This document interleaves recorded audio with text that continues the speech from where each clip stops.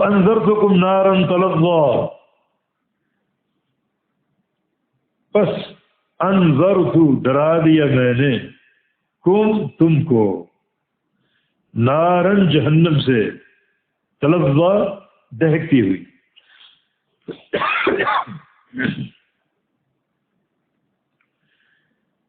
بس ڈرا دیا میں نے تم کو نارن آگ سے، تلظی دہکتی ہوئی آگ، بھڑکتی ہوئی آگ۔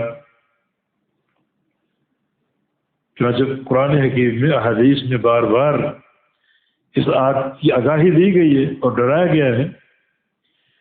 ایک حدیث نعمان بن بشیر رضی اللہ عنہ کی، اللہ کے نبی ممبر پر کھڑے تھے اور بڑی بلند آواز سے فرمایا کہ انذرتکم النار، میں تمہیں جہنم سے ڈرا رہا ہوں۔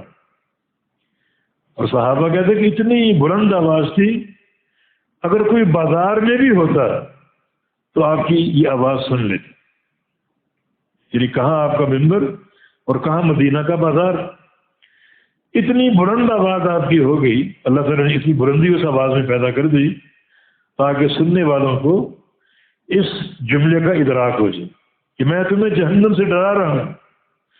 اگر کوئی بازار میں بھی ہوتا وہ بھی سن لیتا، اس تک بھی آواز پہنچ جاتی۔ ہمارا معاملہ بہت ہی حساس ہے کہ اللہ کے پیارے پیغمبر نے انتہائی اونچی آواز میں جہنم سے ڈرایا۔ تلظی جو بڑی دہکتی ہوئی، بہت ہی گرم، شدید، حامیہ اس کی صفت، گرم انتہائی۔